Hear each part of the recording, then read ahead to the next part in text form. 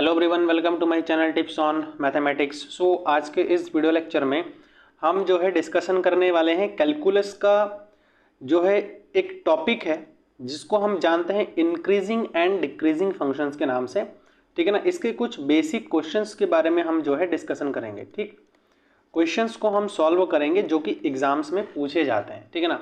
अब गाइस बात यह है कि इंक्रीजिंग और डिक्रीजिंग फंक्शन क्या होता है, तो उसके लिए इस वीडियो को देखने से पहले आप लोग को प्रीवियस का लेक्चर देखना पड़ेगा। ठीक, तो प्रीवियस के लेक्चर में मैंने इंक्रीजिंग और डिक्रीजिंग फंक्शन कैसे क्या होता है, कैसे होता है, वो मैंने आप लोगों को सारी चीज़ें वहाँ पर डिस्कशन करके बता रखा है। ठीक है ना। ज्योमेट्रिकली भी बता रखा है कि किसी फंक्शन को डिक्रीजिंग कब बोलेंगे और किसी फंक्शन को इंक्रीजिंग कब बोलेंगे, और एग्जाम में हम कैसे क्वेश्चंस को सॉल्व कर सकते हैं वो भी मैंने आप लोगों को बताया है। ठीक है, तो पहले जो है आप लोग ये वाला लेक्चर को देख लीजिए, उसके बाद जा करके आप लोग यहाँ पर आइएगा तो ज़्यादा आप लोगों को समझ में आएगा। और अगर आप लोगों को पता है so don't worry about it, आप लोगों को पूरा जो है आज समझ में आने वाला है। ठीक है ना। तो आगे बढ़ते हैं और क्वेश्चंस को हम जो है एक एक करके देखते हैं और हम जो है सॉल्व करने की कोशिश करते हैं। ठीक है ना, एग्जाम के पर्पज से बहुत इंपॉर्टेंट है। ठीक, तो चलिए आगे बढ़ते हैं। अच्छा, और सबसे पहले तो आप लोगों को जो है हैप्पी रिपब्लिक डे। ठीक है ना, आप लोगों को जो है गणतंत्र दिवस की हार्दिक हार्दिक शुभकामनाएं एवं बधाई। मैं आशा करता हूं कि जो है आप लोग अच्छे से पढ़ेंगे और आने वाले समय में एक अच्छा आपका फ्यूचर होगा। ठीक है ना, एक अच्छा कॉलेज आपको इस बार मिलेगा। ठीक है ना। तो चलिए ज़्यादा टाइम हम वेस्ट नहीं करेंगे, थोड़ा सा एक इन्फॉर्मेशन आप लोगों को मैं दे देता हूँ। देखिए, आप लोग अगर जो है मेरे साथ जुड़ना चाहते हैं तो आप लोग ट्विटर के माध्यम से मेरे साथ जुड़ सकते हैं, फेसबुक के माध्यम से मेरे साथ जुड़ सकते हैं, इंस्टाग्राम के माध्यम से जुड़ सकते हैं, और होपफुली कि यूट्यूब के माध्यम से आप लोग मेरे से जुड़े हुए हैं, है ना। और अगर आप लोगों ने अभी तक सब्सक्राइब नहीं किया तो प्लीज़ आप लोग इसको सब्सक्राइब कर लीजिए। ठीक है ना। और टेलीग्राम में भी हमारा चैनल है जिसके माध्यम से आप जो है वहाँ पे सब्सक्राइब करके जुड़ सकते हैं। ठीक है ना, वहाँ आप लोगों को बहुत सारी नोट्स वगैरह प्रोवाइड भी हम करेंगे। ठीक है ना। तो चलिए हम जो है अभी क्वेश्चन की तरफ बढ़ते हैं।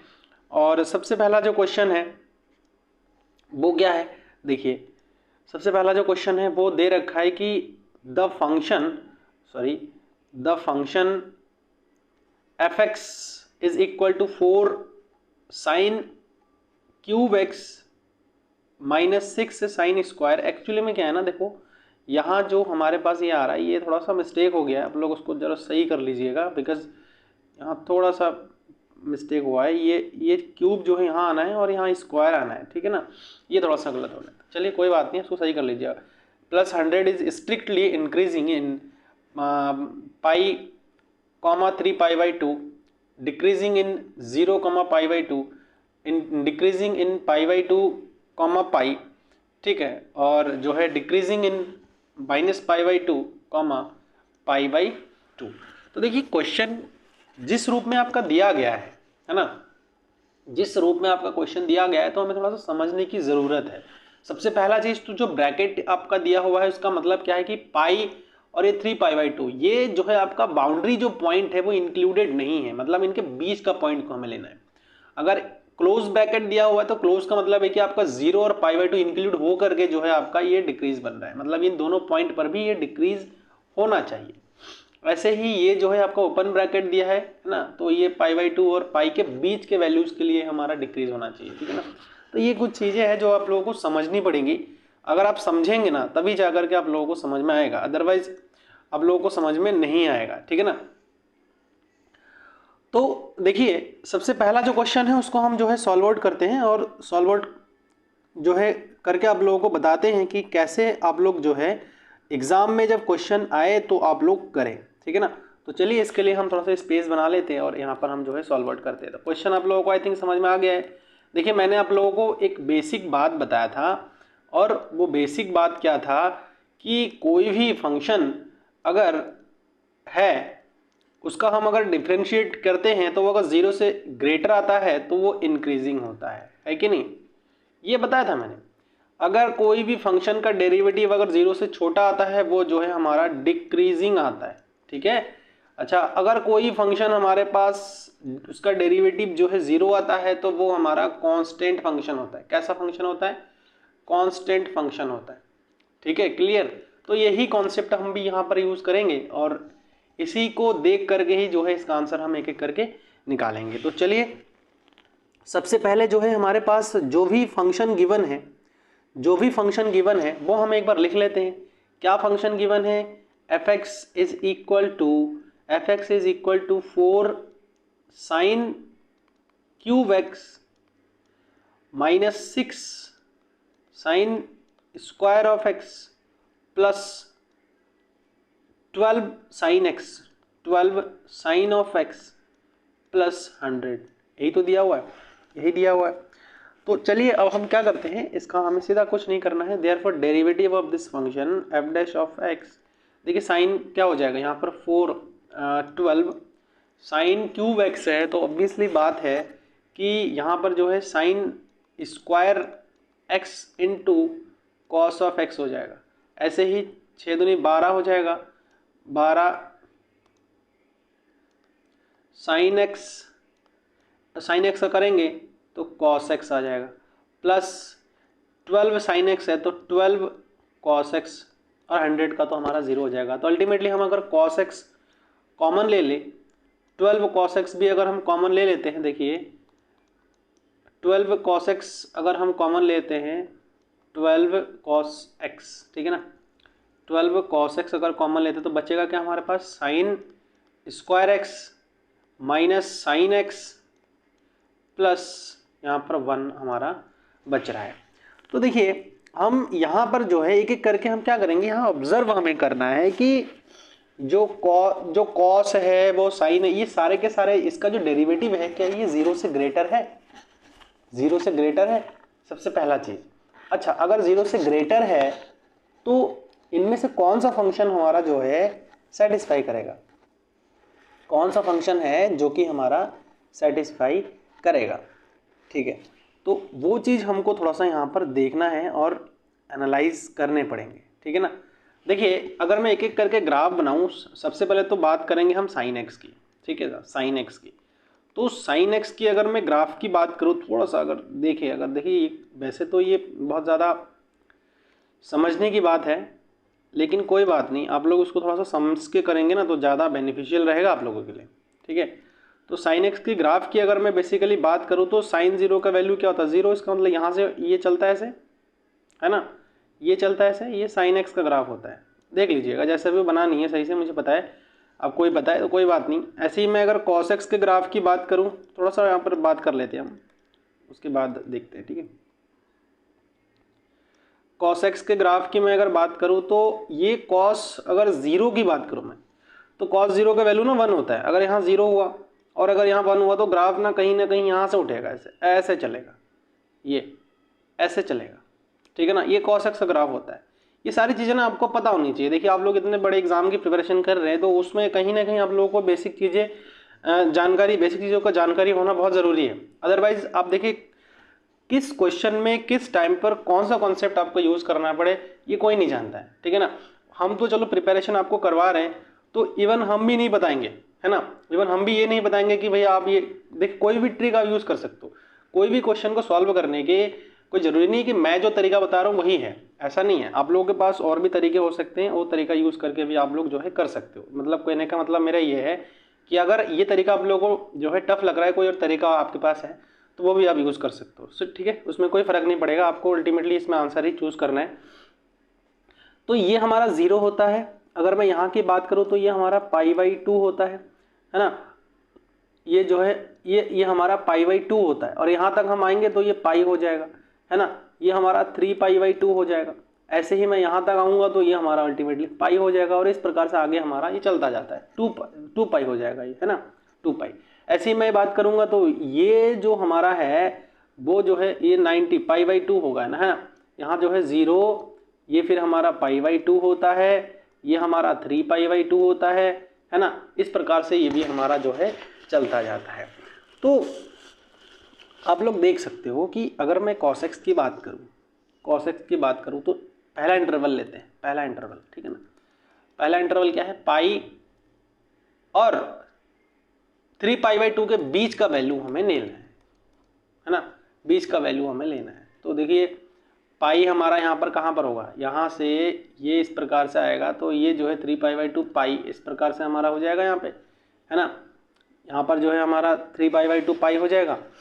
देखिए साइन एक्स का ग्राफ देखते हैं। सबसे पहले साइन एक्स को ऑब्जर्व करते हैं। कहाँ से कहाँ तक ऑब्जर्व करना है? देखिए हमारा पाई और 3π/2, ये पाई है और ये 3π/2। तो साइन एक्स का ग्राफ तो देखिए हमारा क्या हो रहा है, नेगेटिव डायरेक्शन में जा रहा है। इसका मतलब क्या है, डिक्रीमेंट हो रहा है ना, डिक्रीमेंट हो रहा है। यहाँ जो है ये डिक्रीमेंट हो रहा है, ठीक है ना। तो ये चीज़ आप लोग देख रहे होंगे।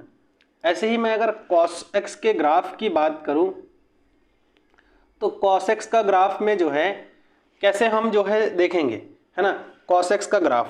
तो देखिए कॉस एक्स का ग्राफ में ये हमें पता है कि 0 पर जो है वैल्यू हमारा क्या होता है, 0 पर जो वैल्यू होता है वो हमारा क्या होता है, 1 होता है ना। और ये हमारा π/2 हो जाएगा। ऐसे ही मैं इस पॉइंट पर बात करूं तो ये जो है हमारा क्या हो जाएगा, देखिए इसको थोड़ा सा यहाँ पर मिस्टेक हो गया है, इसको सही कर लेते हैं, कोई दिक्कत नहीं है, ठीक है। ऐसे ही मैं इस पॉइंट पर आऊँगा तो ये जो पॉइंट है वो क्या दर्शा रहा है, ये जो पॉइंट है वो हमारा जो है पाई दर्शा रहा है ना। ये जो पॉइंट है वो हमारा क्या बता रहा है, ये हमारा पाई है। अरे सॉरी, यहाँ पर पेन चूज करना है ना। ये जो पॉइंट है वो हमारा क्या है, यहाँ तक ये हमारा है पाई। और ऐसे ही मैं इधर आऊँगा तो 3π/2 हो जाएगा, है ना, ये 3π/2 हो जाएगा। और इस प्रकार से और भी ग्राफ हमारा आगे चलता जाएगा। तो कॉस एक्स का ग्राफ आप देख सकते हो। कॉस एक्स का ग्राफ किस में, हम किस पॉइंट पर चेक कर रहे हैं, हम कहाँ पर चेक कर रहे हैं, हम किस इंटरवल में चेक कर रहे हैं, वो इंपॉर्टेंट है। हमें देखना है कि हम किस इंटरवल में चेक कर रहे हैं, ठीक है ना। देखिए हम जो है इस वाले इंटरवल में चेक कर रहे हैं, ठीक है। तो हम अगर इस वाले इंटरवल में चेक कर रहे हैं तो यहाँ पर आपको देखना पड़ेगा, कि ग्राफ जो है इसका डिक्रीज हो रहा है, इंक्रीज हो रहा है। मैंने कल आप लोगों को, कल का जो लेक्चर था ना, उसमें मैंने ये चीज़ आप लोगों को बताया था कि ग्राफ से भी आप पता लगा सकते हो कि कैसे ये डिक्रीज हो रहा है या इंक्रीज हो रहा है, ठीक है ना। तो चलिए देखते हैं। पहला वाला 3 पाई और 3π/2 के बीच का हमें देखना है। तो साइन एक्स वाला तो देखिए पाई और 3π के बीच में यहाँ तक तो ये क्या हो रहा है, यहाँ तक तो ये जो है डिक्रीज हो रहा है। अच्छा हम देखते हैं कॉस में, है ना, पाई और 3π, तो ये देखिए इंक्रीज हो रहा है। हम आगे बढ़ रहे हैं तो ये क्या हो रहा है, ग्राफ हमारा इंक्रीज हो रहा है, ठीक है ना। ग्राफ हमारा क्या हो जा रहा है, इंक्रीज हो रहा है। तो क्या कहा है, इसके आगे क्या लिखा हुआ है, देखिए इंक्रीजिंग इन पाई और 3π/2, ठीक है ना, इंक्रीजिंग, है ना। चलिए दूसरा ऑप्शन चेक कर लेते हैं, 0 और π/2।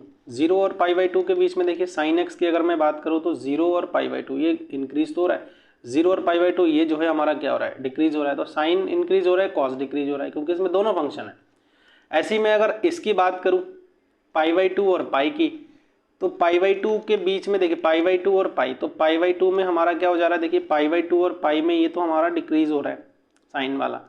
लेकिन हमारे पास कॉस देखिए कहाँ है, कॉस कहाँ है, कॉस कहाँ है, ये जो है कॉस है। तो ये पाई और π/2 वाला, है ना, पाई और π/2 वाला, देखिए यहाँ से भी ये भी हमारा क्या हो रहा है, डिक्रीज हो रहा है ना, डिक्रीज हो रहा है। तो देखिए दोनों ही, देखिए ग्राफ में दोनों ही सेम चीज़ें मिले तो वही आपको टिक करना है। तो कुल मिला के हमें पता लग रहा है कि जो π/2 है उसमें हमारा क्या हो जा रहा है, ये दोनों ही साइन और कॉस दोनों ही क्या हो रहा है, डिक्रीज हो रहा है। तो हमारा अल्टीमेटली ये वाला आंसर सही हो जाएगा, सी ऑप्शन, ठीक है ना। ये क्लियर हो गया। अब चलिए अगला वाला क्वेश्चन देखते हैं। अगला वाला क्वेश्चन क्या है, देखिए y is equal to X into bracket में x-3 का जो है होल स्क्वायर, है ना, ये होल स्क्वायर हो जाएगा। थोड़ा सा यहाँ पर मिस्टेक हो गया, इसको आप लोग सही जरूर कर लीजिएगा, ठीक है ना। ये हो जाएगा हमारा स्क्वायर। तो इसको हम कैसे सॉल्व आउट कर सकते हैं, चलिए देखते हैं इसको कैसे सॉल्व आउट करेंगे। यहीं पे नीचे कर देता हूँ मैं।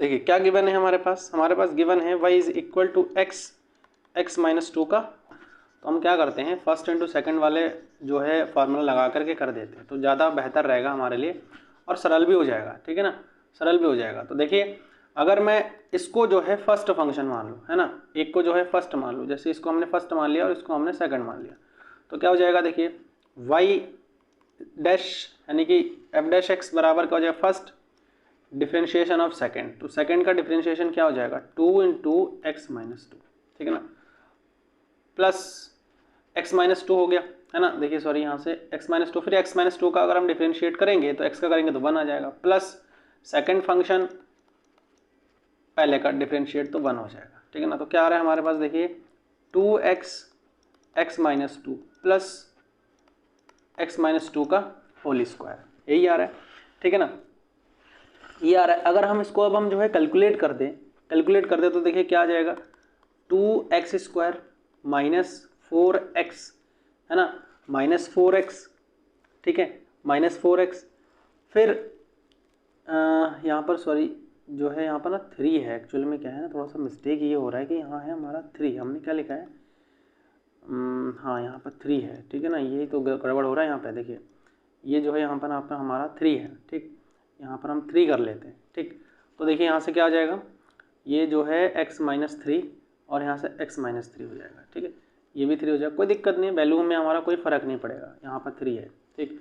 तो यहाँ पर हो जाएगा 2x² और 6x, ठीक है, प्लस यहाँ पर इसको हम होल स्क्वायर को खोलेंगे तो क्या आ जाएगा, x² प्लस 9 माइनस 6x हो जाएगा, ठीक है ना, माइनस का 6x हो जाएगा। आगे सॉल्व आउट करते हैं, देखिए आगे अगर सॉल्व आउट करते हैं तो हमारे पास क्या आ जाएगा, 2x² माइनस 6x जो है 12 ऑफ x हो जाएगा, है ना, 12 ऑफ x हो जाएगा, 12 और 1x प्लस का है यहाँ पे तो 11x हो जाएगा, ठीक है।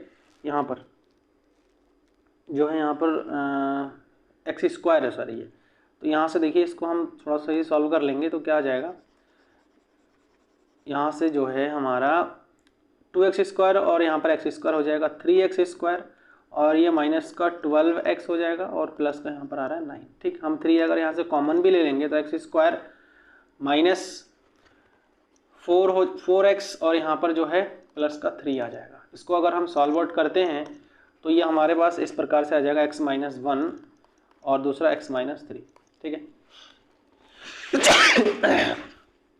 तो देखिए यहाँ से क्या आ जाएगा, x का वैल्यू 1 तो 1 आ रहा है और 1 हमारे पास 3 आ रहा है, तो देखिए ऐसा वाला ऑप्शन हमारे पास कहाँ मिल रहा है, x का वैल्यू 1 तो 1 आ रहा है, 1 3 आ रहा है, तो हमारे पास यही वाला इसका जो है आंसर हो जाएगा, बाकी किसी से कोई मैचिंग नहीं हो रहा है क्योंकि हमारा x का वैल्यू ही इंपॉर्टेंट है, ठीक। उसके बाद देखिए find the interval in which the function f given by fx जो है ये x² है, यहाँ पर फिर से थोड़ा सा लिखना पड़ेगा हमें, ये x² है, ये 4x प्लस 6 है, ये हमारा जो है हमें देखना है कि इनमें से कौन सा इंटरवल है जिसमें स्ट्रिक्टली क्या कर रहा है, ये इंक्रीजिंग कर रहा है ना, स्ट्रिक्टली इंक्रीज कर रहा है ना, स्ट्रिक्टली इंक्रीज कर रहा है। तो देखते हैं कि कौन सा फंक्शन ऐसा होगा जो कि जिसमें जो है ये स्ट्रिक्टली इंक्रीजिंग करेगा, है ना। तो सेम प्रोसेस है, इसमें कोई घबराने वाली बात नहीं है। देखिए क्वेश्चन में हम जो है प्रोसेस हर किसी में सेम ही रहेगा, ठीक है ना, सॉरी ये इसमें जो है प्रोसेस आपका हर किसी में सेम ही रहेगा। चलिए इसका भी सॉल्यूशन देख लेते हैं। देखिए फंक्शन हमारे पास क्या दे रखा है, fx जो है दे रखा है x² माइनस 4x प्लस 6 दे रखा है, ठीक है ना। इसका हम डेरिवेटिव करेंगे तो f' हमारे पास क्या आ रहा है, 2x माइनस 4, 6 का करेंगे तो 0 हो जाएगा, ठीक है ना, 2x माइनस का 4। अच्छा कह रहा है कि strictly increasing since for condition for strictly increasing condition for f strictly increasing, ठीक है ना, फॉर f स्ट्रिक्टली इंक्रीजिंग जो f' है ना उसका वैल्यू हमारा 0 से बड़ी होनी चाहिए, अदरवाइज नहीं होगा। तो जो हमारे f' आया देयरफॉर क्या कह सकते हैं कि 2x माइनस 4 का जो वैल्यू है वो 0 से ग्रेटर होना चाहिए और 2x की जो वैल्यू है अगर इसको मैं उधर ले जाऊँ तो ग्रेटर देन 4 होना चाहिए, है ना। अगर मैं 2 को अपॉन में ले आऊँ तो ग्रेटर देन 2 होना चाहिए, मतलब 2 से बड़ी होनी चाहिए, मतलब क्या है 2 से बड़ी होनी चाहिए। तो हमें एक ऐसा इंटरवल मिलेगा इस प्रकार से जो कि 2 से बड़ी हो और ऐसे इनफाइनाइट से छोटी हो। तो इसी प्रकार के इंटरवल में जो है ये स्ट्रिक्टली इंक्रीजिंग फंक्शन मिलेगा। कोई ऐसा ऑप्शन है, देखते हैं चलिए। हाँ ये वाला ऑप्शन हमारे पास अवेलेबल है, ऑप्शन बी, तो ये करेक्ट आंसर हो जाएगा, ठीक है ना। तो आई थिंक आप लोगों को जो है आज का जो क्वेश्चन मैंने बताया है ये क्लियर हो गया है, ठीक है ना। कहीं पर अगर डाउट है तो मुझे आप लोग कमेंट के माध्यम से बताइए, मैं आपको पूरा जो है प्रॉपर हेल्प करने की कोशिश करूँगा और आने वाले लेक्चर्स में भी इस प्रकार के बहुत सारे क्वेश्चंस को मैं सॉल्व करवाऊँगा, ठीक है। लाइव क्लासेस भी आप लोगों को बहुत जल्दी कोशिश कर रहा हूँ, वर्किंग उसमें मेरी चली रही है, तो लाइव क्लास भी आप लोगों को मैं प्रोवाइड करने की कोशिश कर रहा हूँ, जल्दी ही आप लोगों को प्रोवाइड कर दूँगा, ठीक है ना। सो वीडियो कैसा लगा आप लोग मुझे कमेंट के माध्यम से बताइए और अगर सही लगा है तो इसको लाइक ज़रूर करें, चैनल पर नए हैं तो उसको सब्सक्राइब कर लीजिए। So thanks for watching this video.